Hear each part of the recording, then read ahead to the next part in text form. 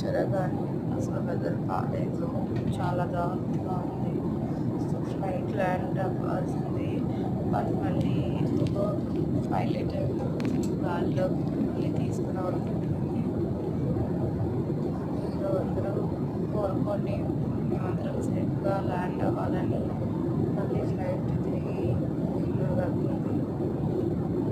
అసలు ఇక్కడ కనిపిస్తున్నట్టుగా వెదర్ చాలా దారుణంగా ఉంది. అసలు వర్షం అయితే